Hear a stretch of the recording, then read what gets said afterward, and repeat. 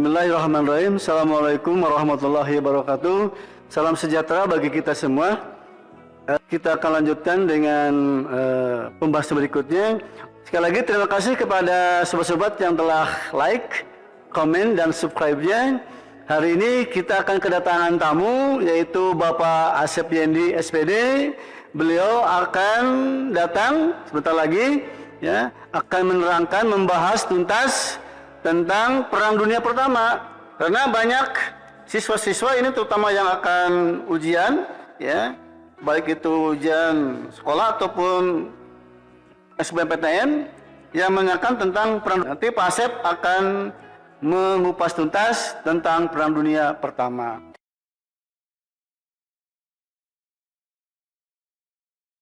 Oke, selamat datang Pak Asep, selamat siang. Gimana kabarnya? Ya, alhamdulillah Pak, sehat. Ya. Oke, Pak Asep, ini sobat-sobat, ini Pak Asep ya. Jadi begini Pak Asep, banyak yang bertanya ke saya tentang Perang Dunia Pertama. Ini kan Pak Asep yang akan menerangkan tentang jalannya mulai dari latar belakang, nanti siapa yang terlibat, sampai dengan akhir Perang Dunia Kedua. Ya, ini ada pertanyaan dari banyak siswa, yaitu apa latar belakang dari Perang Dunia Pertama? Silakan Pak Asep. Sebetulnya kalau dikatakan latar belakangnya itu banyak banget ya, tapi kita kerucutkan saja ya. Sebetulnya ada dua aspek. Pertama sebab umum, kedua itu sebab khusus ya. Sebetulnya pada saat itu Eropa itu sudah terbagi oleh dua pengaruh ya. Misalnya ketika Raja King George dari Inggris itu sudah membuat suatu koalisi ya, namanya Entente Cordiale ya. Itu adalah persekutuan antara Inggris dan Rusia. Jadi mereka membuat satu persekutuan untuk menghambat gerak Jerman, karena pada saat itu Jerman menjelma sebagai negara industri ya. Takutnya Inggris merasa tersaingi gitu. Jadi pada saat itu Raja George dan Raja Tsar Nicholas II itu menjalin kerjasama, awalnya seperti itu. Dan nanti Jerman pun nggak mau kalah gitu kan, akhirnya Jerman buat suatu koalisi gitu yang kita sebut namanya Triple Alliance gitu ya. Nah, nanti Inggris juga sama Perancis sama Rusia menjalin lagi kerjasama dengan Perancis. Akhirnya terbuktilah ada suatu koalisi namanya Triple Entente atau Triple Entente, seperti itu mungkin. Terima kasih Pak Asep. Jadi sobat-sobat, barusan telah dibahas latar belakang Perang Dunia Pertama. Di antaranya ada dua persekutuan Pak ya, yaitu Triple Entente dan Triple Alliance ya, gitu ya. Oke, berikutnya adalah ini yang bertanya adalah penyebab khusus kasus Belly. Ya. Silakan Pak Asep untuk menjelaskan. Ini merupakan sebetulnya kalau Perang Dunia Pertama ini, mereka itu negara-negara maju pada saat itu memperebutkan suatu wilayah ya, yang kita kenal wilayahnya itu namanya Balkan ya, di negara-negara pecahan dari bekas Yugoslavia kayak Serbia, Bosnia, Montenegro, Macedonia gitu ya. Kenapa sih terjadi Perang Dunia Pertama? Sebetulnya simpel sih, karena terbunuhnya putra mahkota Franz Ferdinand ya. Ini anak Raja Yosef ya dari kerajaan Austria-Hongaria, itu terbunuhnya di kota Sarajevo ya, Sarajevo. Dia terbunuh oleh di tangan seorang teroris ya. Kalau perspektif orang Austria-Hongaria ini teroris, tapi kalau kata orang Serbia ini nasionalis gitu.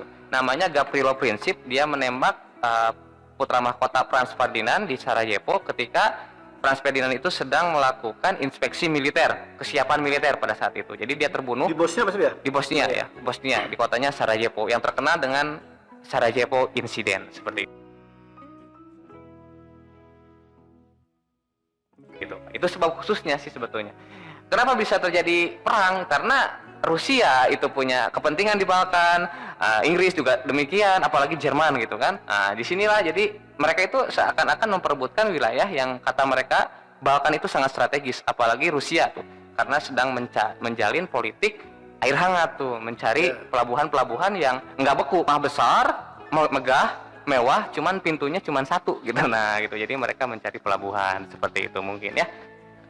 Itulah sobat-sobat penjelasan Pak Asep tentang sebab khusus dari Perang Dunia Pertama, yaitu salah satunya ya, yaitu terbunuhnya putra mahkota Nah, Pak Asep gini, kalau di sejarah kan biasanya selain kita ada tempat, where, ya, kemudian kapan waktunya.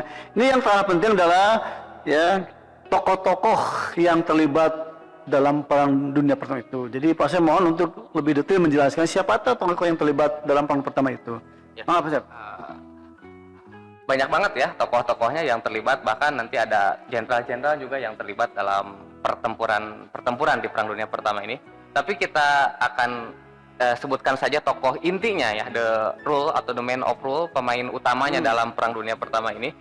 Di Triple Alliance ya, atau blok sekutu, blok sentral maksud saya, blok sentral itu ada dari Jerman ya. Pemimpinnya adalah itu Kaisar Wilhelm II. Nah, kemudian dari Austria Hongaria itu dipimpin oleh Raja Joseph ya.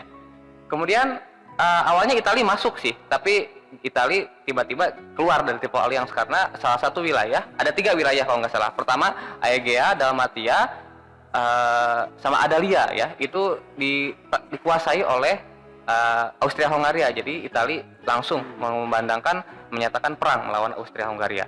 Nah, kalau dari Turki itu Raja Sultan Mehmed ya, Sultan Mehmed kelima. Nah, ada yang unik di sini.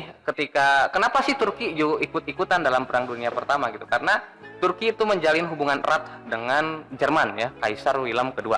Karena pada saat itu sedang juga ada proyek ambisius Turki dan Jerman, yakni untuk pembuatan jalur rel kereta api Baghdad-Berlin gitu. Jadi Khalifah Turki Utsmani itu menginginkan memangkas jarak untuk ibadah haji gitu, misalnya dari Turki ke Mekah dan Madinah seperti itu. Jadi minta bantuan tendernya ke Jerman. Nah, dari Triple Alliance ya gitu. Sekarang dari Triple Entente nih, Triple Entente itu ada 3 negara ya. Prancis dipimpin oleh George Clemenceau, kemudian Inggris dari King George ya, Raja George, dan Rusia ini dipimpin oleh Raja Tsar Nicholas II. Dan uniknya di sini sebetulnya Rusia, kemudian Inggris dan Jerman itu raja-rajanya itu sepupuan sebetulnya, satu turunan dari Ratu Victoria Inggris. Ini unik banget sih sebetulnya, ini perang dunia tapi kok kayak perang saudara gitu kan, saudara seibu lah ya, katakanlah satu turunan dari nenek ratunya Ratu Victoria seperti itu. Mungkin seperti itu Pak untuk tokoh-tokohnya ya. Ya, terima kasih Pak Asep. Pak Asep, ini ada pertanyaan dari salah satu siswa bahwa Pak, apa arti dari desikmen bagi Turki? Wah, ini pertanyaan bagus banget nih. Woi, keren. Kalau saya tahu itu siswanya langsung saya kasih nilai 100 tuh sejarahnya nih. 100 buat Pak Asep, 100 buat saya. Ya, seperti itu Pak. Jadi Turki pada saat itu kenapa sih dijuluki the sick man in Europe ya? Bahkan ada yang mengatakan the old and sick man in Europe, orang tua yang sakitan di Eropa gitu. Ya, karena pada saat itu kalau dalam kacamata perspektif sejarah, Turki itu seperti orang yang kaya raya, ya. Wilayahnya banyak banget, sumber daya alamnya melimpah. Cuman dia mempunyai pemimpin dan birokrasi yang jelek gitu, bahkan siap-siap ditendang oleh negara-negara Eropa yang sudah maju pada saat itu. Turki seperti halnya singa yang sudah hirang taringnya seperti itu. Berbeda ketika zaman Turki dipimpin oleh Sulaiman Al-Kanuni, Muhammad Al-Fat gitu ya. Itu jauh banget. Kalau sekarang itu birokrasinya udah terancam nyaris bubar gitu. Karena ya Turki itu membutuhkan sosok proses modernisme gitu ya. Karena bagi mereka, bagi orang-orang Eropa, Turki itu sudah dan masih menganut sistem yang kolot. Jadi katakanlah wajar disebut the sick man in Europe, orang sakit ya. Karena udah gak sesuai dengan zamannya. Jadi kalau zaman sekarang ini udah gak zamannya gitu. Jadi jiwa zamannya atau zeitgeist-nya itu sudah tidak ada seperti itu.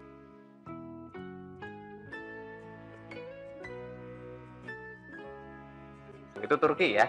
Jadi kenapa disebut the sick man in Europe? Ya karena siap-siap akan wilayah-wilayah Turki itu akan diambil oleh negara-negara Eropa di Perang Dunia Pertama ini. Nanti kebuktian di Perang Dunia Kedua ya, ketika Turki dirubah awalnya sistem kehilafahan menjadi Turki sekuler atau Turki Republik di bawah pimpinan Mustafa Kemal Atatürk ya, nanti ya kita akan bahas itu tuntas seperti itu. Mungkin seperti itu Pak. Iya, luar biasa sekali ini sebuah sejarah ya dari Pak Asep Yandi ini ya, sangat amazing kan. Mudah-mudahan apa yang disampaikan Pak Asep tadi ya cukup jelas, cukup paham ya, dan menambah wawasan tentang Perang Dunia Pertama untuk season pertama, yaitu latar belakang pihak yang terlibat, ya. pihak yang terlibat dan tokoh-tokoh yang terlibat dalam perang pertama. Oke, nanti akan kita lanjutkan ya, akan lebih seru lagi, lebih dahsyat lagi dikupas tuntas oleh Pak Asep, Iya. yaitu bagaimana jalannya perang. Ini Pak Asep lebih seru kan? Jalannya, kalau perlu nanti kita tampilkan ya, Ya, kita film-filmnya, perang-perangnya. film-filmnya, ya. Salah satu perang terunik di Perang Dunia Pertama ini, areanya itu unik banget, berbeda dengan Perang Dunia Kedua. Kalau Perang Dunia Kedua itu berhadapan-hadapan ya, langsung gitu strategi. Kalau Perang Dunia Pertama itu perang parit ya, Perang gitu. parit, Jadi betul, ini perang unik parit, banget ya. nih perangnya. Iya, Ada iya. kavaleri, infanteri Ya. itu saling berhadapan gitu. Ya. Keren banget. Nanti kita bahas lah pokoknya. Seperti itu. Ya, mungkin sobat-sobat penasaran kan? Iya. Apa yang terjadi pada perang parit? Bahkan nanti ada ini Pak Asep, perang kapal selam tak terbatas. Lebih seru lagi, nanti Pak Asep akan kupas tuntas di season kedua. Ya. Baiklah sobat-sobat, untuk sementara kita cuma sekian ya. Kita akan lanjutkan di pembahasan berikutnya, yaitu jalannya Perang Dunia Pertama. Sudah ada Bapak Asep Yendi, SPD, ya. Beliau nanti akan melanjutkan pembahasan kita, yaitu jalannya Perang Dunia Pertama. Perang ini banyak banget nih. Kita hanya dibahas hanya di empat saja, bahkan kasus timur lah ya, seperti itu, terus barat seperti itu. Kita akan bahas saja di front barat ya. Di front barat ini kita nggak akan pernah bisa lepas nih dari perang Jerman ya, perang Jerman. Di front barat, bahwa di front barat ini banyak yang perang. Salah satunya invasi Jerman terhadap Belgia gitu ya. Karena Jerman pada saat itu ingin menguasai wilayah di Austria-Hungaria dan kita kenal ada salah satu rencana maha dahsyat yang dilakukan oleh Jerman yang digagas oleh Alfred von Schlieffen ya, yang terkenal dengan Schlieffen Plan ya. Menurut rencana tersebut ini 7/8 dari total kekuatan Jerman ya disiapkan untuk serangan total atau habis-habisan ya, di wilayah front barat melawan Prancis. Kemudian mereka akan masuk ke wilayah Prancis nih yang datang dari arah Alsace-Lorraine. Nah, ini wilayah yang unik, Alsace-Lorraine seperti itu. Karena ini diperebutkan oleh Jerman sama Prancis seperti itu. Nah, gerakan ini menjadi setengah lingkaran nih. Nah, untuk melumpuhkan dan menghancurkan pasukan Prancis. Semuanya akan berakhir dalam 42 hari katanya gitu ya. Setelah itu Jerman akan naik kereta dan menuju ke front timur untuk menghadap Rusia. Rasa wilayahnya akan dijadikan basis oleh Jerman, wilayah Belgia ini. Maka Belgia itu langsung melakukan mobilisasi besar-besaran untuk menghadang Jerman. Nah, disinilah bakal terjadi the Battle of Ypres, ya, pertempuran di Ypres. Seperti itu Pak untuk perang baratnya. Kita akan lanjutkan dengan pertempuran di front yang lain. Ya, front timur ya. Oke, saya akan bahas front timur nih. Nah, front timur ini antara Kekaisaran Rusia ya dengan Kekaisaran Jerman. Di sini merupakan kekalahan telak bagi Kekaisaran Rusia. Kekalahan ini gara-gara apa sih? Kok Rusia bisa kalah nih? Nah, ini kekalahan ini disebabkan oleh pengiriman pesan rahasia melalui jaringan telegram, mungkin kalau saya itu telegram yang berhasil dipecahkan oleh Jerman ya.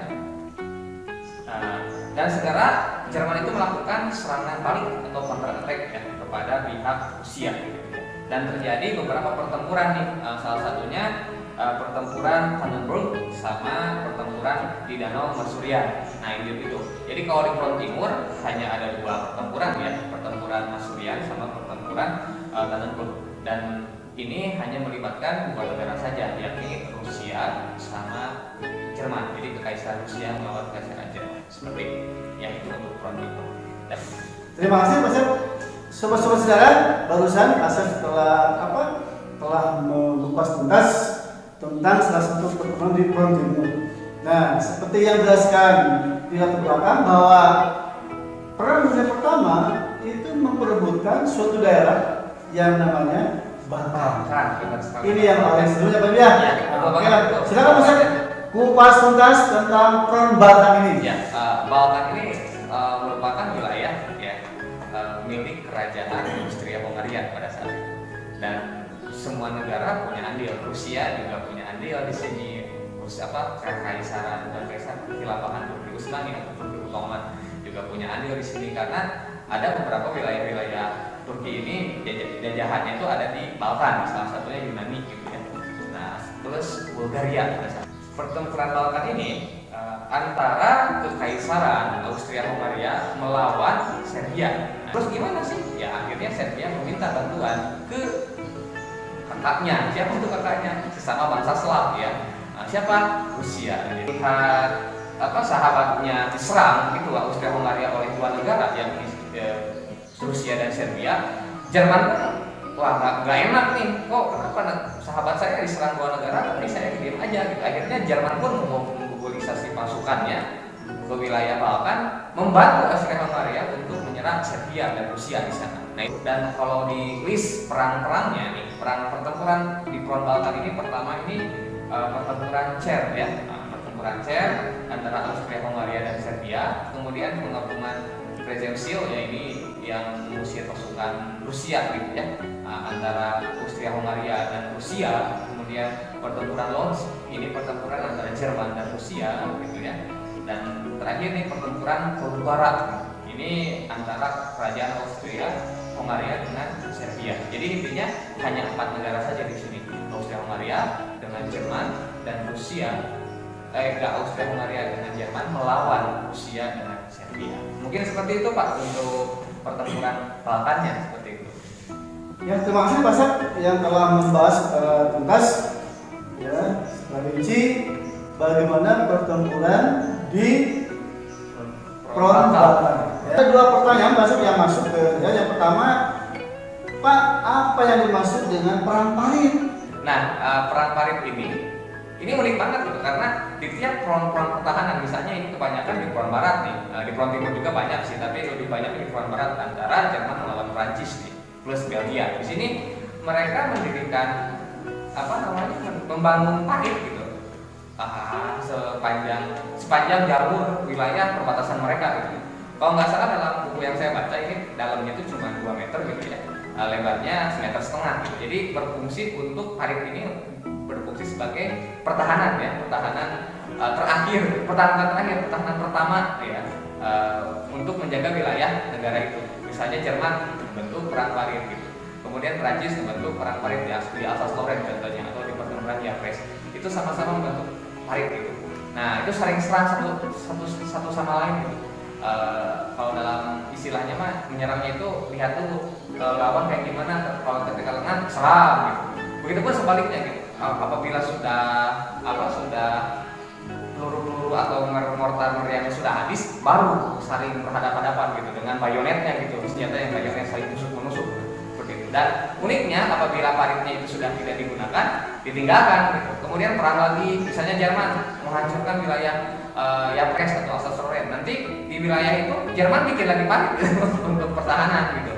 Jadi perang parit ini perang untuk bertahan sih sebetulnya seperti itu. Mungkin seperti itu Pak yang maksud perang parit. Ya, terima kasih.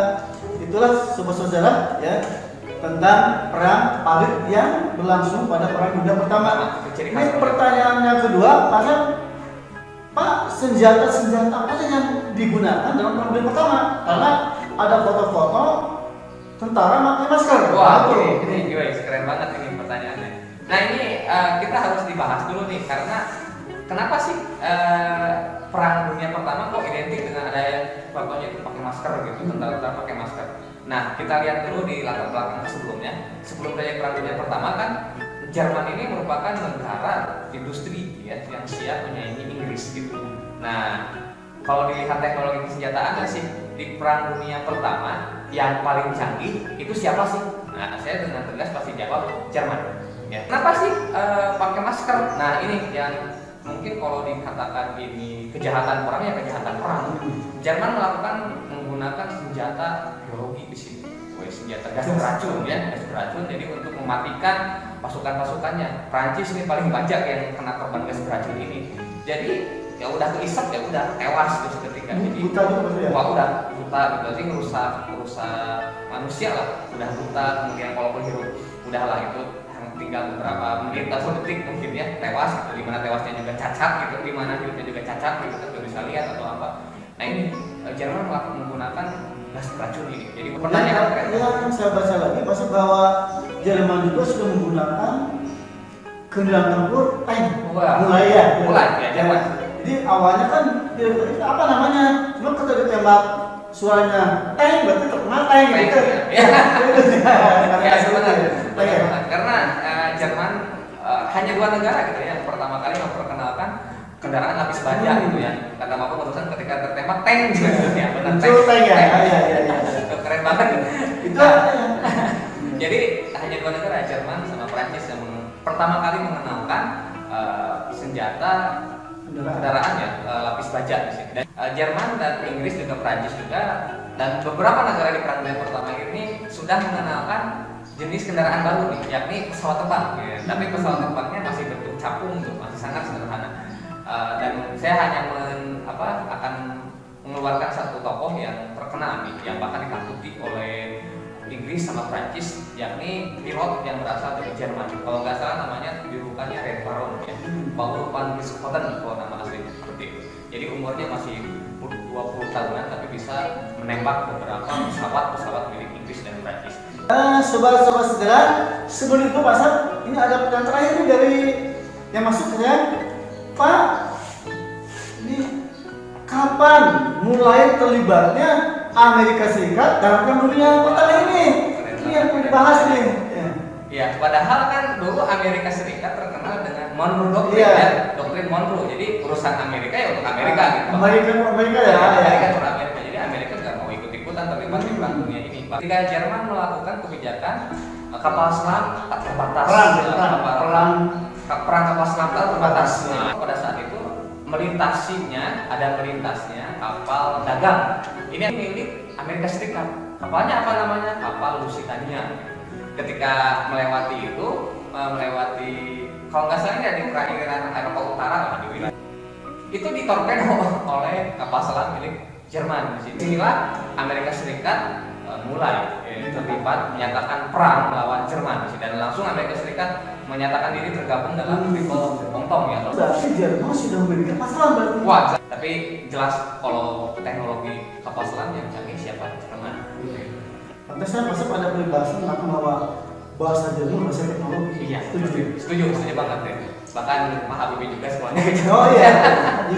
Terus ada juga nih pesanan nih dari salah satu teman juga, terus ada siswa juga yang bertanya gini, apa sih kenapa ujung-ujung gitu kesannya Turki Utsmani ikut-ikutan nih dalam Perang Dunia Pertama ini? Nah, dikarenakan beberapa wilayah jajahan Turki itu sudah terpengaruhi oleh Rusia dan Serbia. Salah satunya adalah Yunani yang melakukan revolusi besar-besaran untuk lepas dari Turki Utsmani. Dan pertempuran yang terkenal di Perang Dunia Pertama ini adalah pertempuran Gallipoli, yang the Battle of Gallipoli. Nah, ini pertempuran antara Turki melawan beberapa wilayah yang menyatakan keluar dari wilayah Turki. Salah satunya Yunani, Bulgaria, dan Serbia di sini. Ternyata sobat-sobat, itulah pembahasan tentang jalannya Perang Dunia Pertama yang terjadi di berbagai front pertempuran. Yang pertama tadi front barat maksudnya, kemudian front timur, front barat, dan ada istilah Jerman menyatakan perang kapal selam tak terbatas yang nanti melibatkan Amerika Serikat. Amerika Serikat menjadi ikut perang adil dan ikut memainkan dalam teater Perang Dunia Pertama ini. Seperti itu. Baiklah sobat-sobat sejarah, kita akhiri dulu Mas ya. Nanti kita akan lanjutkan di season ketiga, yaitu bagaimana akhir dampak dari Perang Dunia Pertama ini. Kita akan lanjutkan di season berikutnya. Pertama kita akan membahas ini Pak, perjanjian Trianon. Perjanjian Trianon ini merupakan perjanjian ya antara kerajaan Austria-Hungaria ya dengan Perancis ya. Nah, perjanjian ini ditandatangani ya pada tanggal 4 Juni ya 1920 gitu ya. Oke. Nah, traktat ini atau perjanjian ini membahas tentang wilayah-wilayah Austria-Hungaria ya yang akan dilanjutkan oleh negara Hungaria. Karena di Trianon ini menyatakan bahwa Austria-Hungaria bubar. Hungaria ini kehilangan 2/3 wilayah teritorialnya. Dan negara-negara yang mendapat keuntungan di perjanjian triangle ini, pertama adalah Romania, kedua Cekoslovakia, ya, dan kerajaan Serbia, juga Kroasia dan Slovenia. Itu Pak yang pertama ya. Oke. Perjanjian triangle. Berikutnya berapa satu Perjanjian ini yang berikutnya itu Versailles. Ya, Ya. silakan. Ini apa perjanjian yang sangat merugikan bagi Jerman gitu, karena perjanjian disinilah mengakhiri dominasi, ya, mengakhiri supremasi, mengakhiri kedikdayaan Jerman gitu ya. Oke, perjanjian Versailles ini ditandatangani 28 Juni ya 1919.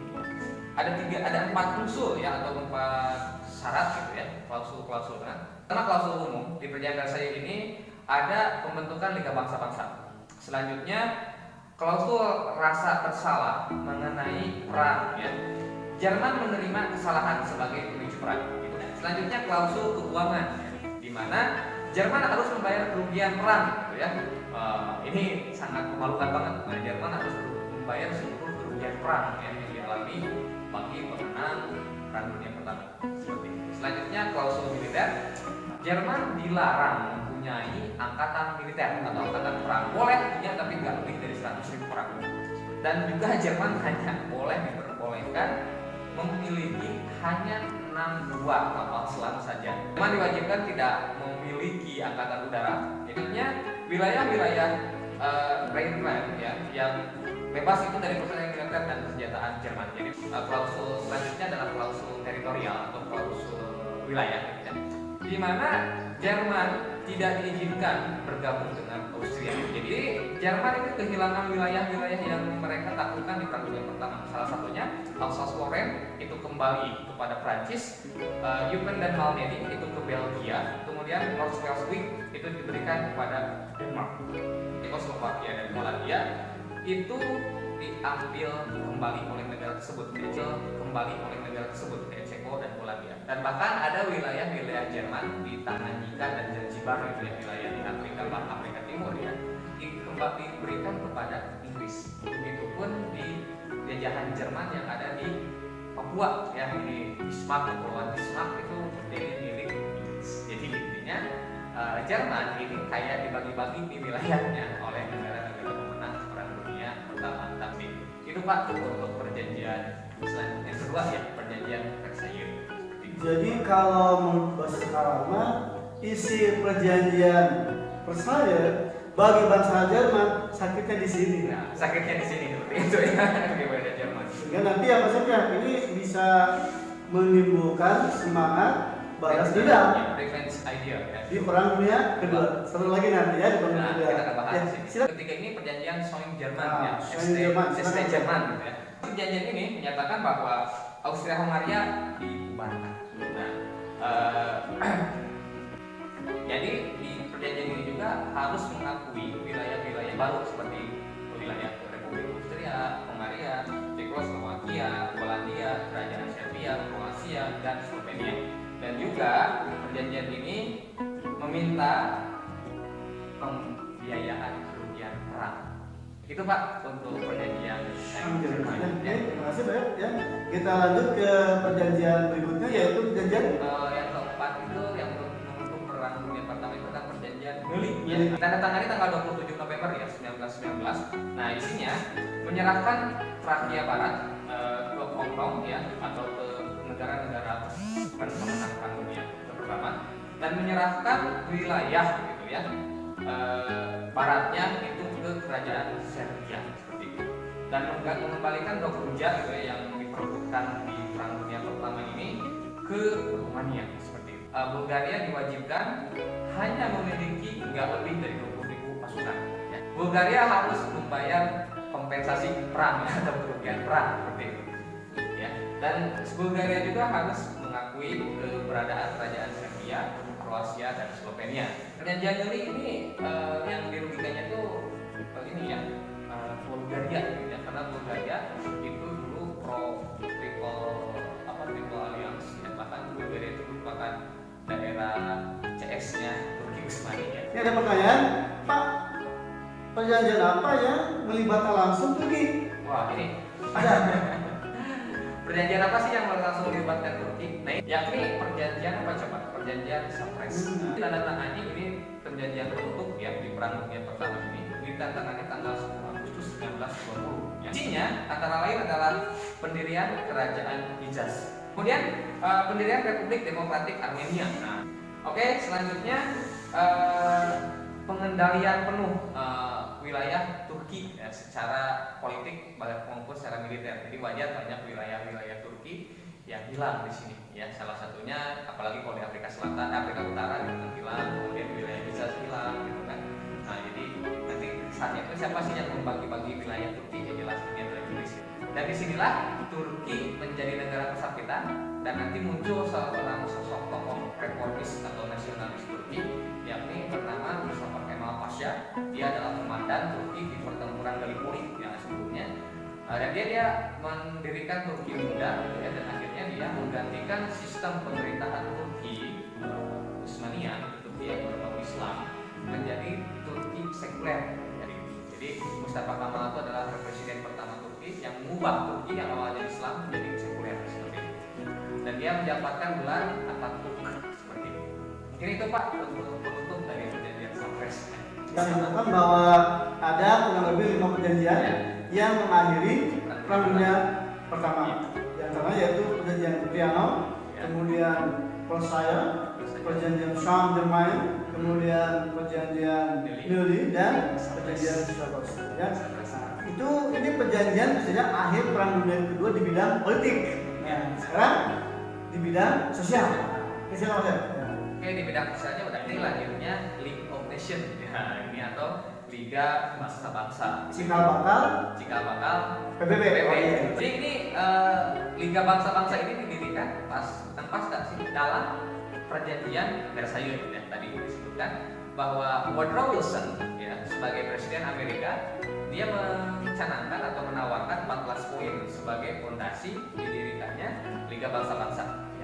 Pada dasarnya bagus, tapi sifat keanggotaannya ini tidak mengikat gitu. Jadi hanya negara yang mau gabung boleh, enggak juga nggak apa-apa. Membedakan dengan PBB seperti itu. Itu Pak mungkin untuk di bidang sosial. Tapi ada upaya misalnya ada untuk upaya menciptakan perdamaian dunia ya, itu perdamaian dunia seperti itu.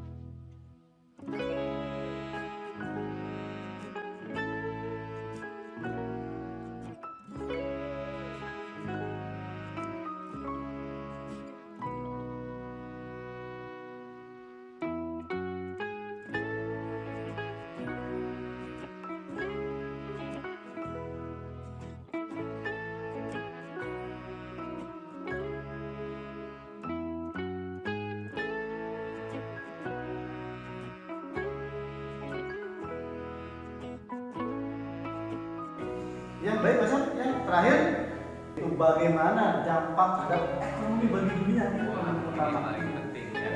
Masalah ekonomi ini dampaknya gimana sih pasca Perang Dunia Pertama ini? Jelas Eropa bahkan dunia ini mengalami the Great Depression, bahkan ini lebih parah dari resesi ya. Bahkan terjadi sebutnya krisis Malaysia gitu ya. Bahkan nanti Amerika Serikat yang tidak terkena dampak secara langsung gitu karena emang perangnya saja di Eropa kan gitu. Amerika nggak tersentuh sama sekali gitu. Tapi kena juga dari dampak ekonomi. Karena apa? Nah ini Amerika Serikat ini mengalami overproduksi gitu ya. Nanti produksi massal gitu banyak tapi daya beli Eropa kan rendah gitu kan. Jadi gimana ini untuk mencari keuntungan Amerika gitu. Jadi terjadilah the Great Depression ini ekonomi. Bahkan nah ini juga hampir seperti siklus 100 tahunan mungkin ya. Di tahun 1918 sampai 1920-an ini terjadi pandemi gitu Pak. Ada pandemi wabah pandemi influenza gitu ya. Tambahnya 50 juta Iya, kan? hampir banyak gitu ya, 50 juta lebih. Di sini ya dunia itu akan seperti muram, sedih, gloomy lah pokoknya. Jadi udah beres Perang Dunia Pertama, terjadi krisis ekonomi besar-besaran, the Great Depression Terus adanya wabah pandemi influenza, ya. Mungkin seperti itu Pak untuk bidang ekonomi. Ada Great Depression atau krisis Malaysia. Baiklah sobat-sobat sejarah, itulah pembahasan akhir maksudnya season ketiga atau part 3 Perang Dunia Pertama, yaitu dampak atau akhir dari Perang Dunia Pertama. Dan demikian sobat-sobat sejarah, untuk pembahasan kali ini kita akan lanjutkan di lain kesempatan. Mudah-mudahan ada manfaatnya bagi kita semua. Wassalamualaikum warahmatullahi wabarakatuh.